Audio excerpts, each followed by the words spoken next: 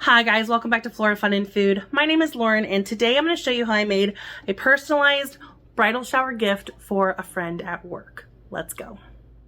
First step was to open up a new project in Cricut, type her new last name, and find just a fun kind of scripty font.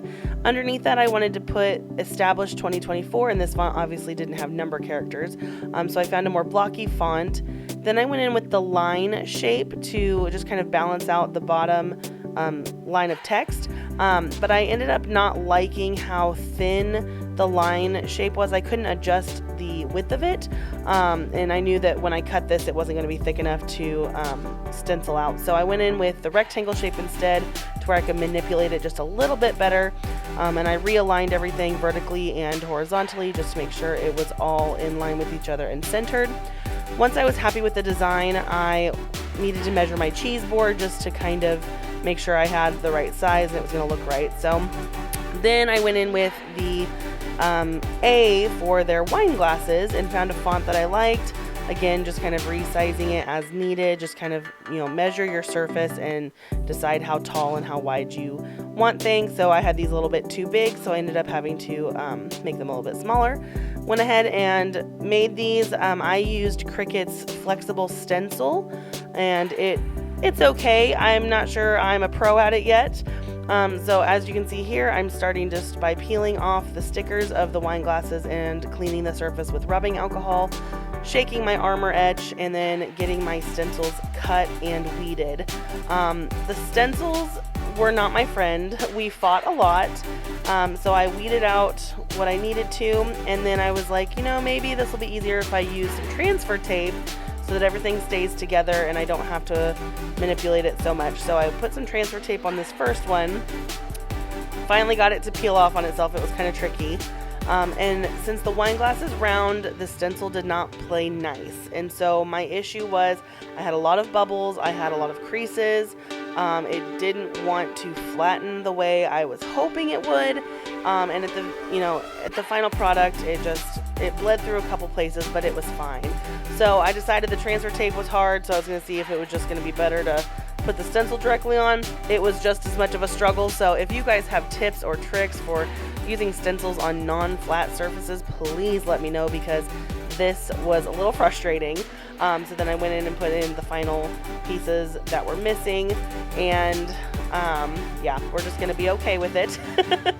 And so after that, I used some tape just to kind of tape off the edges of my stencil so no Armour Etch got anywhere that it wasn't supposed to be, except for, where it bled through on the bubbles. And then you do need to wear gloves when using this because it's pretty powerful stuff. And then you just need to glob it all over your stencil. Like, you shouldn't even see what your stencil is anymore. So a nice thick layer, and the directions do say to leave it on for only a minute. I decided to let it sit for a while, so I went outside and sanded the cheese board, wiped it off, sanded it again, and went back inside and did the same process with the stencil, weeded everything out. I was going to use some transfer tape, but decided it was just going to be easier to try and manipulate it. The stencil is tricky because it does like to stick to itself, so be very careful. It's almost easier if you have two pairs of hands. My husband was busy, so I didn't feel like bothering him, so I just kind of rode the struggle bus for this one. I did finally get this lined up. It was so much easier because it was a flat surface, but I did end up with a couple of bubbles by the A, so I must have pulled and stretched it funny. But luckily nothing bled through on this one. And then I put in the final small pieces inside all the letters that needed to be there. And then to burn this, I bought this product called torch paste. And you just paint it on in a very, very thin layer. You don't want any globs.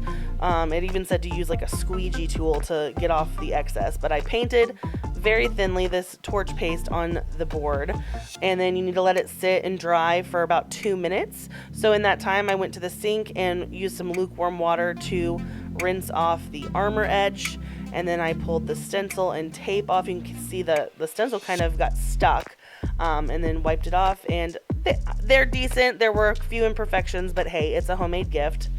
And so then again, peeling the stencil off, it did kind of stick to itself, so I had to go in and weed those out again. This torch paste stuff is kind of sticky. So once I had everything weeded, you're supposed to use a heat gun that goes up to 700 degrees. I could not find my heat gun, and we're not going to blame anybody, my husband, for losing it, because the last person that used it was him. So he gave me his butane torch, and guys, I'm not happy with how this turned out. You can see that the torch kind of burned the wood around the torch paste and not just the torch paste like a heat gun hopefully would have. Again, when I find my heat gun, I will try this, but I really did not enjoy the look of this, so I decided to try and even out the coloring by just torching the entire cutting board, making it look kind of old and rustic. Unfortunately, I think it got too dark and it's kind of hard to read their last name, but I had already started, so I had to finish. I'm going to try this again using a real heat gun tool, hoping that it will turn out better. Maybe I'll even remake hers as like a wedding gift. But I do like the color of the wood that, you know, it looked like after it burned. Just the words were a little too dark and blended in, and you know, it is what it is. I even tried to go in and sand it and take it off, but it didn't work. So here I'm just taking some food grade mineral oil to recoat the cheese board, and here's the final product. We've got 2 custom wine glasses and a cheese board. If you guys enjoyed this video, please give it a thumbs up and head over to my channel to subscribe for more content like this, and I hope to see you again very soon. Thanks guys, bye.